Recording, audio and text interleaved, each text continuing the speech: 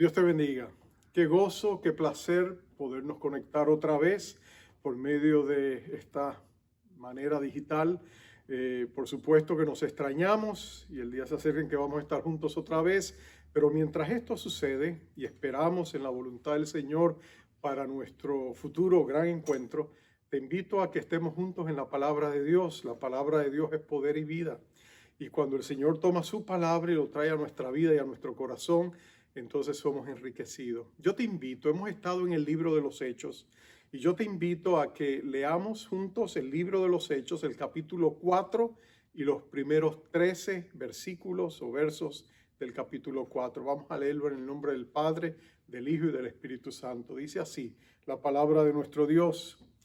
Hablando ellos al pueblo, vinieron sobre ellos los sacerdotes con el jefe de la guardia del templo y los saduceos, y resentidos de que enseñasen al pueblo y anunciasen en Jesús la resurrección de entre los muertos, les echaron mano y los pusieron en la cárcel hasta el día siguiente, porque era ya tarde. Pero muchos de los que habían oído la palabra creyeron, y el número de los varones era como de 5,000. Aconteció al día siguiente que se reunieron en Jerusalén los gobernantes, los ancianos y los escribas, y el sumo sacerdote Anás y Caifás y Juan y Alejandro, y todos los que eran de la familia de los sumos sacerdotes. Y poniéndolos en medio les preguntaron: ¿con qué potestad o en qué nombre habéis hecho vosotros esto?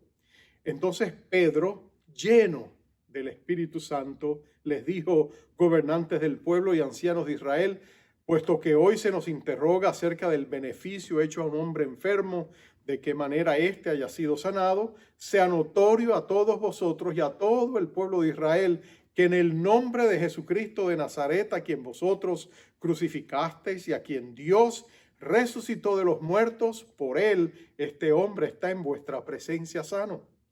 Este Jesús es la piedra reprobada por vosotros los edificadores, la cual ha venido a ser cabeza del ángulo. Y en ningún otro hay salvación, porque no hay otro nombre bajo el cielo dado a los hombres en que podamos ser salvos. Entonces, viendo el denuedo de Pedro y de Juan, y sabiendo que eran hombres sin letras y del vulgo, se maravillaban y les reconocían que habían estado con Jesús. Vamos a orar.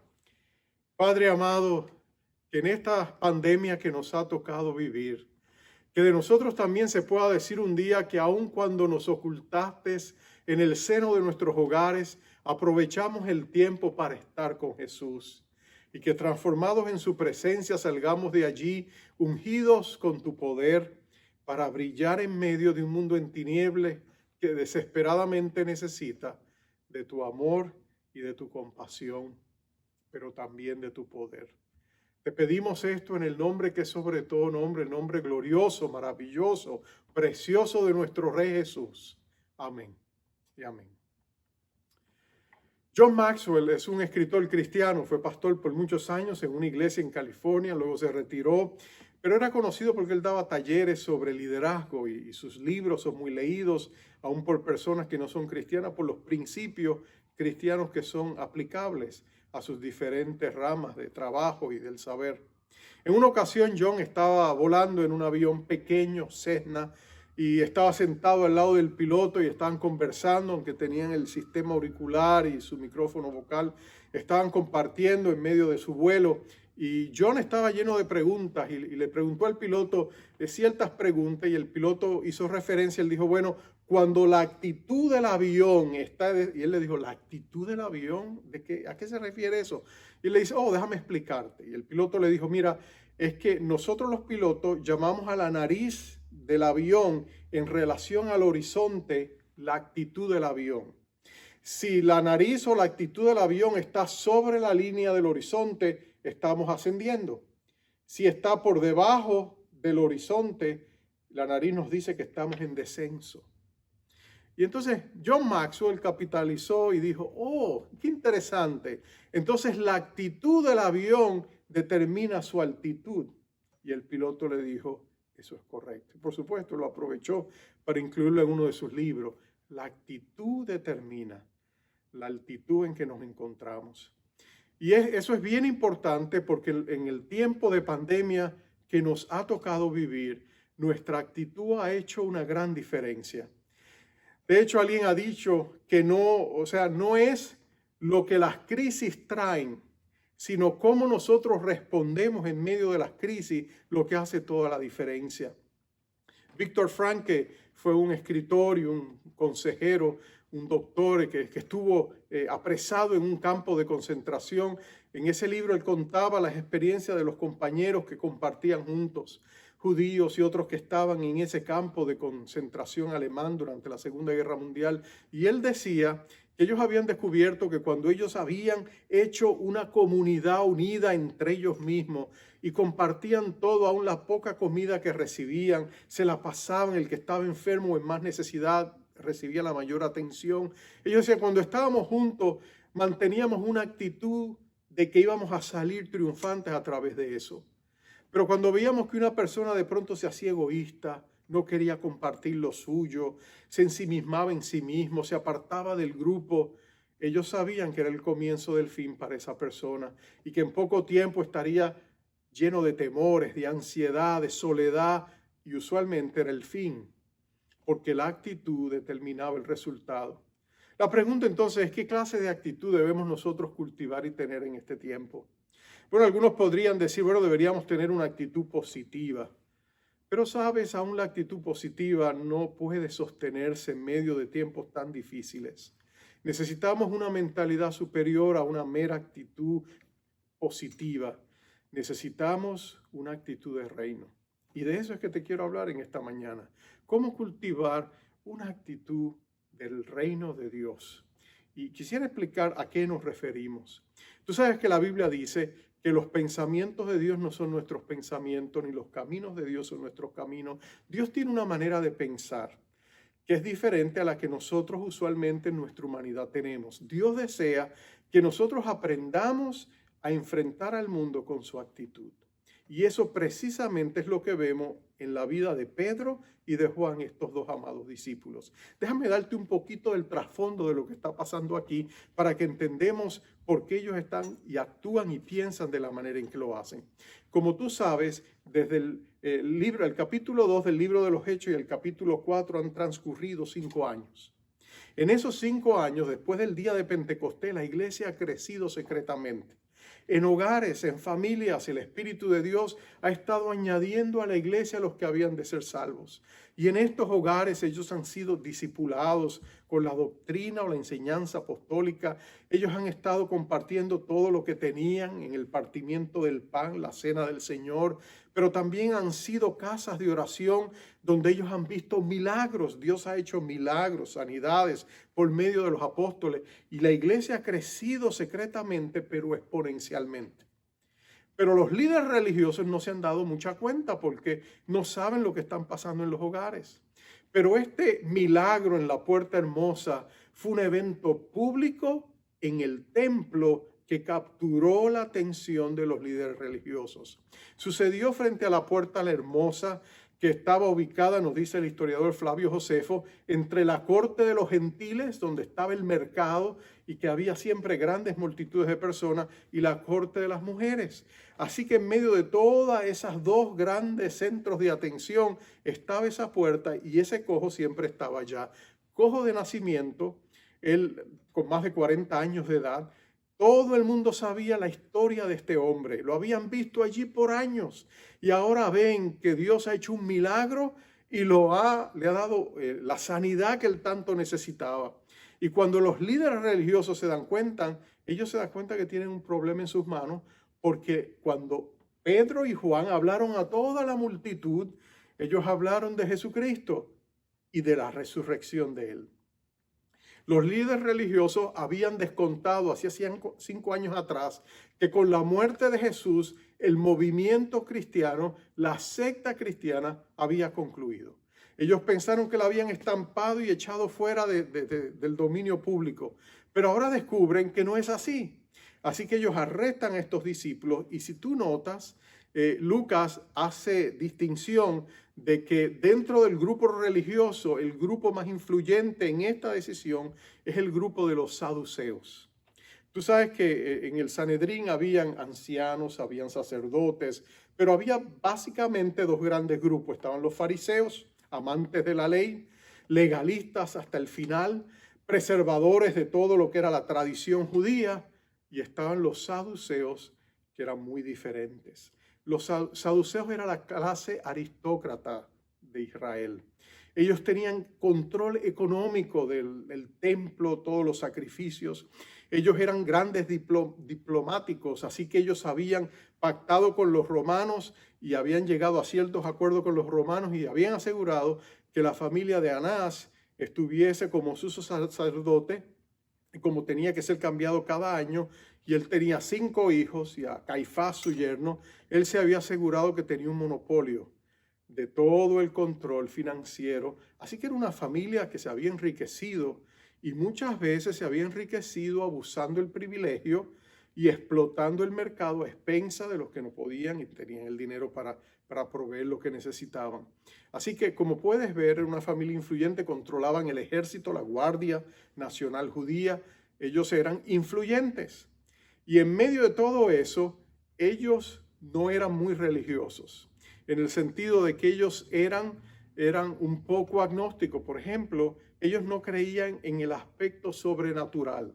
Ellos no creían en ángeles, no creían en vida después de la muerte. En ese sentido serían como los modernistas a principios del siglo XIX, del siglo XX. Ellos sencillamente creían que Dios estaba allá, pero no estaba muy envuelto en los asuntos humanos. Así que ellos no creían en la resurrección.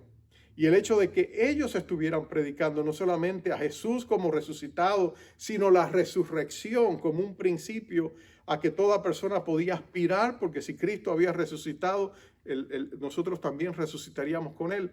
Inmediatamente ellos están asombrados de que ellos existan y furiosos de su mensaje. Así que ellos los arrestan y los llevan presos. Y ahí es donde tú vas a ver el cambio de mentalidad de estos discípulos, porque la manera de pensar de ellos es diferente, porque todo aquel que es hijo de Dios y vive bajo las premisas y las prerrogativas del reino de los cielos, del reino de Dios, aprende a tener una mentalidad celestial, porque fija sus ojos en las cosas de arriba y no meramente en las cosas de la tierra. Y lo primero que tú vas a ver cuando estos discípulos responden a estos oficiales y a sus amenazas y su hostigamiento, lo primero que tú vas a notar es que su actitud es diferente. Tú no ves temor en ellos. Tú no ves en ellos el temor que había, por ejemplo, en Pedro, unos momentos después del arresto de Jesús y de su negación, lo niega 3 veces. Ahora tú ves a un Pedro diferente, un Pedro empoderado por el poder del Espíritu Santo. Está lleno del Señor y el Espíritu Santo es quien nos da la mente de Cristo, es quien nos da una manera de pensar diferente. La mentalidad del reino, número 1, es espiritual. Viene del poder del Espíritu Santo. El Espíritu Santo es el que nos empodera y nos conecta con Dios para ver las cosas a través de los ojos de Dios. En otras palabras, una persona que tiene una mentalidad de reino es bien realista. Ellos ven lo que está sucediendo, ellos no niegan que estemos pasando momentos de crisis, ellos no niegan que estemos pasando momentos difíciles, ellos no niegan que pudiéramos estar enfrentando grandes desafíos, pero ellos saben que hay algo más allá de eso. Ellos saben que hay otra realidad alterna que es mucho más poderosa que la realidad material y física limitada en que nosotros estamos enfrentando. Ellos saben que la realidad espiritual está por encima de la realidad física y tiene control de ella. Y eso se ve a través de todas las escrituras. Te voy a dar un breve ejemplo de eso. Te voy a leer el Salmo 46. Mira lo que dice allí el verso 1, el verso 2 y el verso 5. Dice: Dios es nuestro amparo y fortaleza, nuestro pronto auxilio en las tribulaciones. Por tanto, no temeremos, aunque la tierra sea removida y se traspasen los montes al corazón del mar. Dios está en medio de ella, de su ciudad, de su pueblo, no será conmovida. En otras palabras, mira lo que nos está diciendo. Todo alrededor nuestro puede estar temblando. Todo alrededor nuestro puede estar estremeciéndose, como ha sucedido a través de esta pandemia y todos los torbellinos políticos que ha desatado en nuestros países y en esta nación americana. Y nosotros vemos todos esos torbellinos políticos de violencia, todo lo que está sucediendo. Y sería fácil para nosotros consumirnos en inquietudes, en temores, ansiarnos y pensar que el mundo se ha vuelto loco y no tenemos esperanza. Pero no es cierto. Dios es nuestro amparo, nuestra fortaleza, nuestro pronto auxilio en la tribulación. Y eso es lo que muchos cristianos han descubierto a través de esta pandemia. Dios ha estado con nosotros. Él no nos ha abandonado. Cuando estuvimos enfermos, nos levantó. Vimos milagros, señales, prodigios. Vimos al Señor que su diestra nos ha sostenido. La mentalidad del reino no mira solamente lo que está pasando, mira a Dios, se conecta con Dios. Es una mentalidad espiritual, no materialista. Los saduceos tenían una actitud totalmente metalizada. Ellos habían cerrado las puertas a lo sobrenatural. Ellos no veían al Dios, al gran Dios de sus antepasados. Ellos trazaban su línea de descendencia hasta Sadoc. De ahí vienen los saduceos. Sadoc fue un sumo sacerdote contemporáneo del rey David. Un hombre que se distinguió precisamente porque él veía la realidad espiritual más allá de la física. Cuando el rey David entró en su gran crisis y su hijo Absalón lo traicionó y le robó el corazón de la nación, y de pronto David tuvo que seguir huyendo, fue Sadoc. El padre de toda esta secta de los saduceos fue Sadoc, el que se paró con David y le fue fiel y leal y le ayudó a regresar.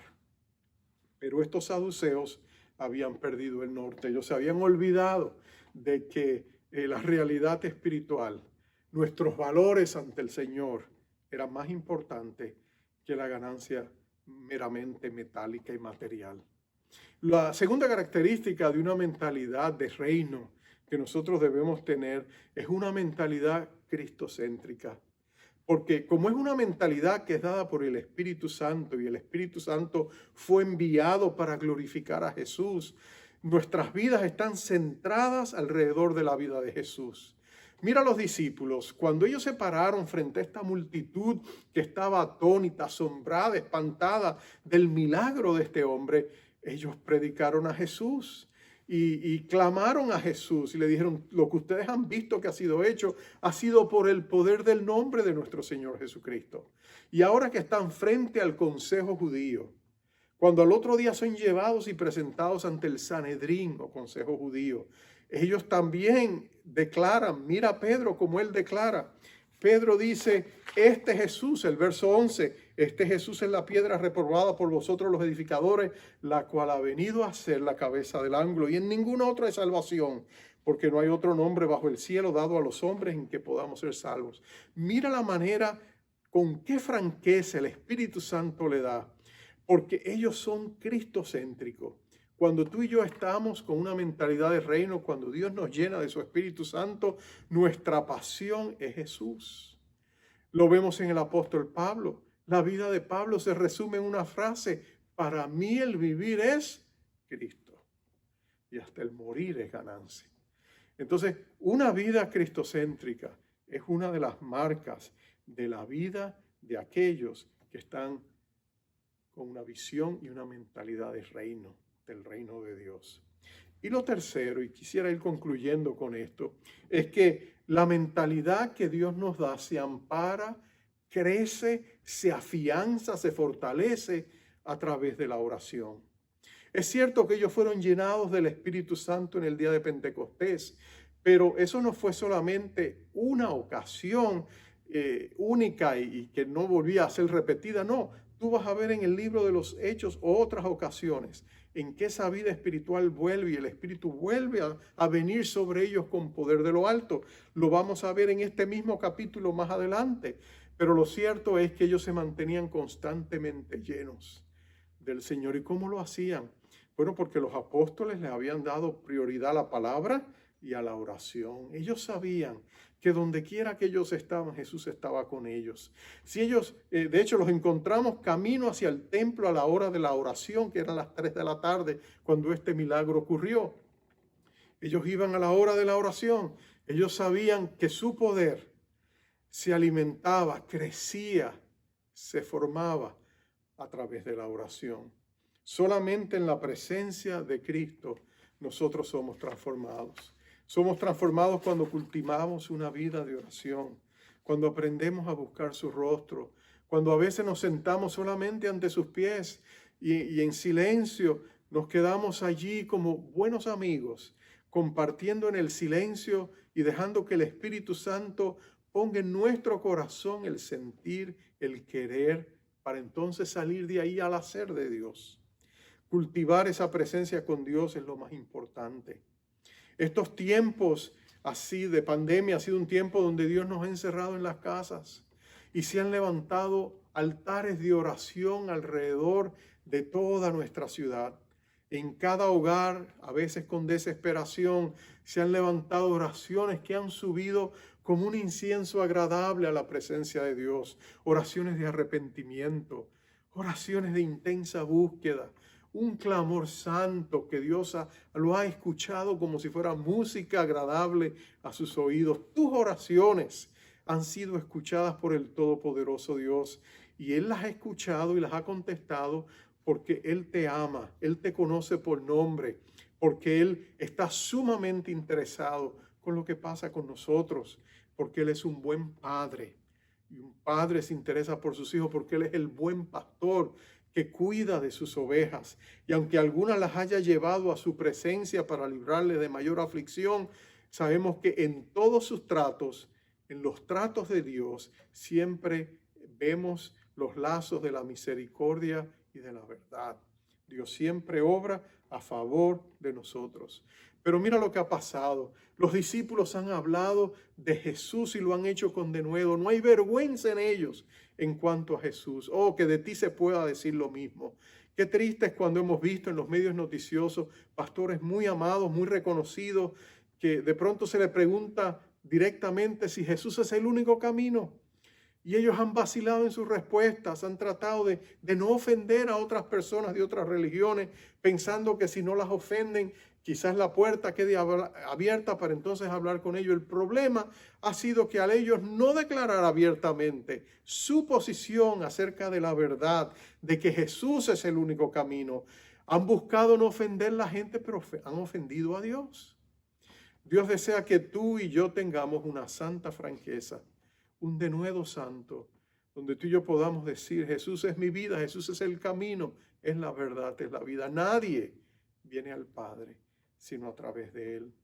Y ese Jesús, que es nuestro Salvador y nuestro Señor, dentro de nosotros es la vid verdadera. Y cuando tú y yo le buscamos en oración, recibimos de la vid. Nosotros somos las ramas, recibimos la vida de Jesús, recibimos el amor de Jesús, recibimos la luz del Señor, para que nuestros pasos estén marcados por claridad. Por eso la oración es tan importante, porque los discípulos eran fieles en la oración y en el lugar secreto. Podían ahora pararse en público y declararle a estas personas que ellos no se avergonzaban. Y ellos tenían que reconocer que habían estado con Jesús. Que de nosotros también se diga lo mismo, que hemos estado con Jesús. Los líderes religiosos no saben qué hacer con ellos. Ellos finalmente van a tener que amedrentarlos, amenazarles, intimidarles y prohibirles que vuelvan a hablar del nombre de Jesús.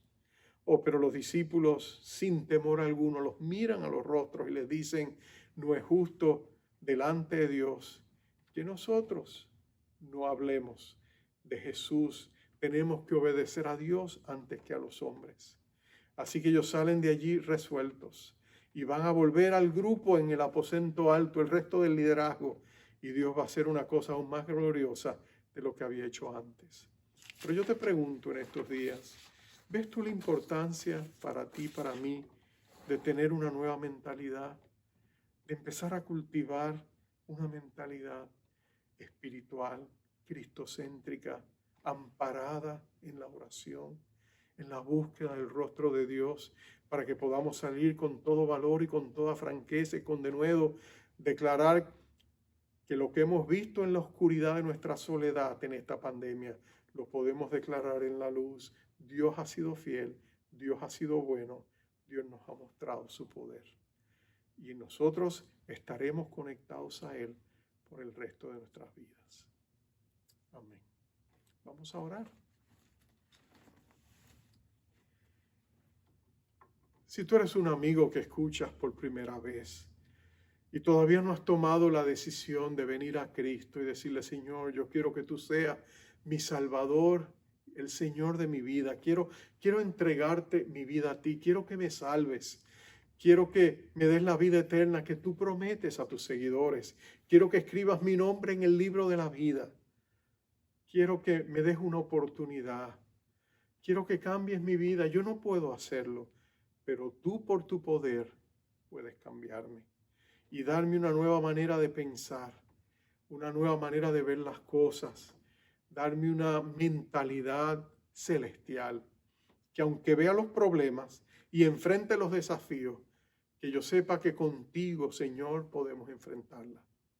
Si tú deseas hacer eso, yo te invito a que repitas esta oración conmigo.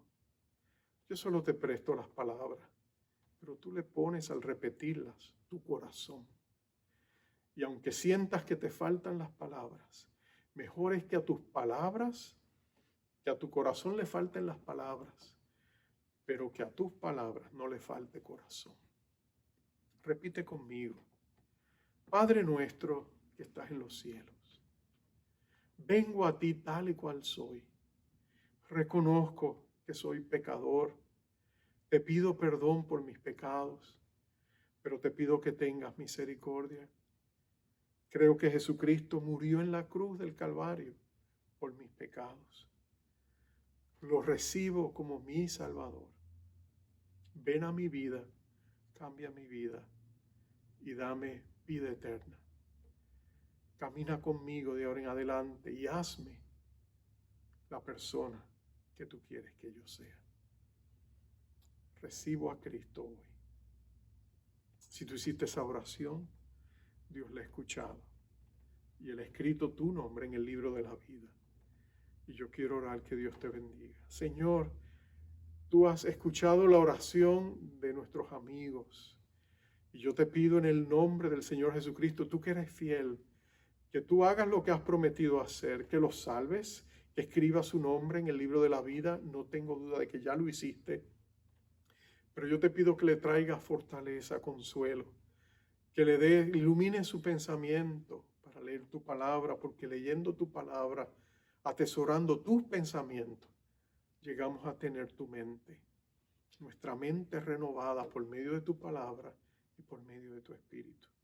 Bendícelos, guárdalos del mal, invalida toda maquinación del maligno en contra de ellos y de sus familias, y derrama tus más tiernas bondades y misericordia sobre las vidas de ellos, y también sobre las nuestras, que quizás ya te conocemos y te amamos, pero necesitamos que tú vuelvas y nos renueves y nos fortalezcas y nos ampare bajo el cuidado de tus alas. Levántanos si estamos caídos, perdónanos si hemos pecado, reconcílianos contigo, vuelve a abrazarnos como abrazó el Padre el Hijo pródigo y recuérdanos que somos amados y deseados por ti. Te pedimos esto en el nombre de Jesús. Amén.